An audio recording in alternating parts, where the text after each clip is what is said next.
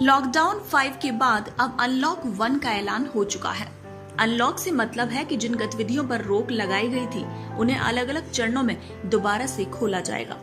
केंद्रीय गृह मंत्रालय ने शनिवार को देश के कंटेनमेंट जोन में लॉकडाउन 30 जून तक बढ़ाने की घोषणा की। नई गाइडलाइन को 3 फेज में बांटा गया। फेज 1 में है कि 8 जून से सभी धार्मिक जगहों, hotel, restaurant, hospitality service, shopping mall को खोलने की अनुमति होगी। इस संबंध में केंद्र सरकार जल्द ही गाइडलाइन जारी करेगी। फेज 2 में राज्य और केंद्र शासित प्रदेशों के साथ सलाह करके दूसरे फेज में स्कूल, कॉलेज, शैक्षिक और ट्रेनिंग संस्थान खोले जाएंगे और फेज 3 स्थिति का आकलन करके international air travel, metro rail, cinema hall, gym, swimming pool, entertainment park खोले जाने की तारीख तय की जाएगी।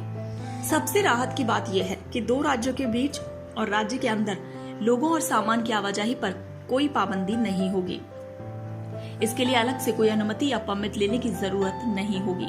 इसके बावजूद अगर राज्य पब्लिक हेल्थ और आकलन के मुताबिक लोगों की आवाजाही को रेगुलेट करना चाहते हैं तो इससे संबंधित पाबंदियों को वो पहले बताएंगे और इन पाबंदियों के अच्छे तरीके से प्रचार भी करना होगा। यानी अब दिल्ली से किसी को राजस्थान या फिर गुजरात जाना हो तो किसी प्रकार के परमिट की जरूरत नहीं होगी, बशर्ते राज्य ने कोई पाबंदी लागू ना की हो। इस बात का ध्यान रखना होगा और पालन करते हुए यात्रा करनी होगी। अब लॉकडाउन के संबंध में राज्यों को यह अधिकार दे दिया गया है। इस आवाजाही के दौरान रात के कर्फ्यू का भी ध्यान रखना होगा। केंद्र सरकार की नई गाइडलाइन के मुताबिक देश भर में रात 9 बजे से सुबह 5 बजे तक कर्फ्यू रहेगा। इस दौरान सिर्फ जरूरी सेवाओं और सुविधाओं के लिए बाहर जा सकेंगे। केंद्र ने स्थानीय प्रशासन से धारा 144 लागू करने के लिए कहा है। अब एक और बात, पैसेंजर ट्रेन, श्रमिक ट्रेन, घरेलू उड़ान सेवा, विदेशों में फंसे भारतीयों को वापस लाना, विदेशी नागरिकों को वापस भेजना जैसी गतिविधियां जारी हैं। एसओपी के मुताबिक चलती रहेंगी ये गतिविधियां। कोई भी राज्य पड़ोसी देशों के साथ क्रॉसलैंड बॉर्डर ट्रेड के तहत आने वाले सामान की आवाजाही नहीं रोकेगा। आइए अब आपको संक्रमित क्षेत्र की पाबंदियों के बारे में बताते हैं। आपको बता दें कि जहां भी कोरोना वायरस केस मिलता है उस क्षेत्र को संक्रमित क्षेत्र कहा जाता है। ये जिला प्रशासन तय करता है कि कितना क्षेत्र इसमें शामिल रहेगा।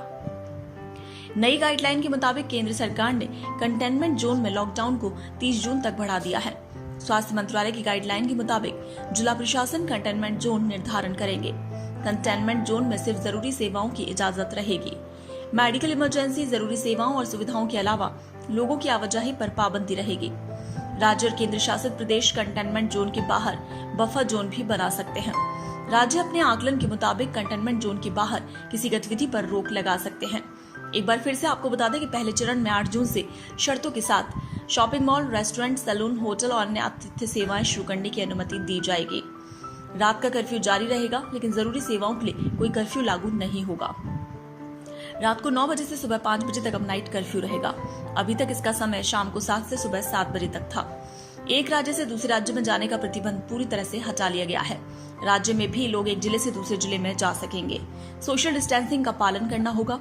कहीं आने जाने से पहले किसी अनुमति की जरूरत नहीं। दूसरे चरण में स्कूल, कॉलेज, शैक्षिक प्रशिक्षण संस्थान खोल दिए जाएंगे।